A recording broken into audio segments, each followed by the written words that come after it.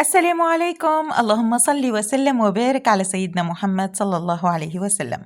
بما أنه رمضان قاعد مش يوفى للأسف، ومش يخلي علينا بلاصة كبيرة، ومش يجينا العيد الصغير عيد الفطر المبارك، إن شاء الله ربي يهلو علينا بالخير.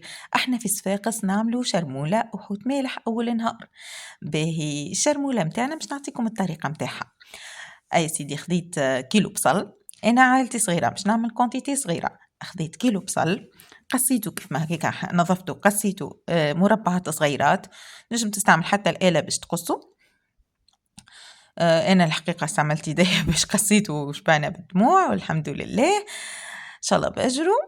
ومن بعديكا مش نزيدو نص لتر زيت زيتونة، نجم تستعمل زيت نباتي، كل قدير على قدره، ونخلط كيف ما هكايا. ثم المرحلة اللي بعدها باش نغطيه ونحطه على نار ضعيفة فوق الغاز، يطيب سلة سلة تقريبا لمدة ساعة ولا ساعة ونص حتى يتبدل اللون متاعو. انتر طون اخذيت رطل، انا زبيب تنجم العباد تعمل كيلو اكثر شيء، دونك انا عملت رطل، عائلتي صغيرة.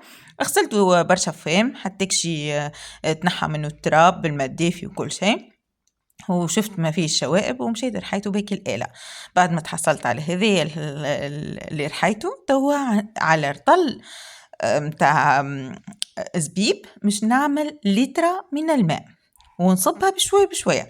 تويكا باش نصب شوية هكايا ونخلط، نحرك مليح كيف ما هكا. وبعد خذيت صفاية ولا غربال وتحتها ريسيبيون كيف ما هكاكا، ونبدا مش نصب تويكا الزبيب متاعي اللي هو مرحي، ونبدا نخرجه،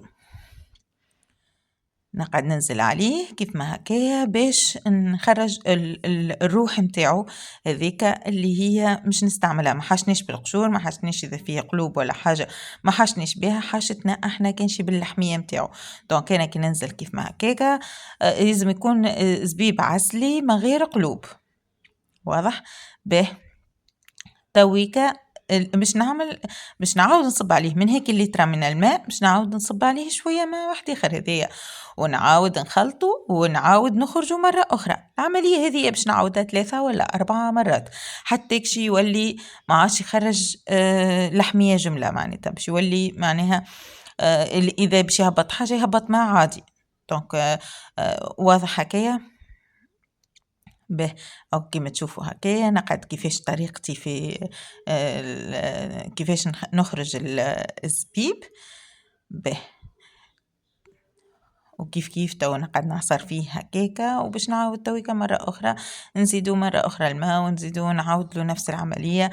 هذوما أنا وريتكم مرتين، تويكا باش نوريكم هذا ريتو هكا اللي خرجناها هكايا. تو باش نزيدوه للبصل بعد ما تبدل لونه سيء، بعد ساعة ونص تقريبا هو يطيب.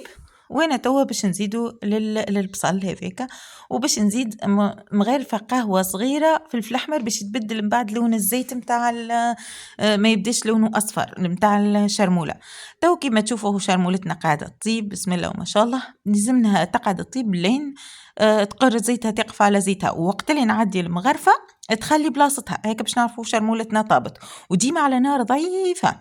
باهي انا باش فوحتها نصف مغرفة قشور ليم، قديمة صغيرة قرفة هرستها، وشوية زادة كيف كيف شوش ورد هرسته، و3 ولا 4 أعواد عود قرنفل، عود شركة هرستهم مليح، خليتهم يطيبوا تقريبا مدة درجين. وبعديك هذا في صحن التقديم، وإن شاء الله كل عام وانتم بخير، وإن شاء الله تجربوها وتعجبكم.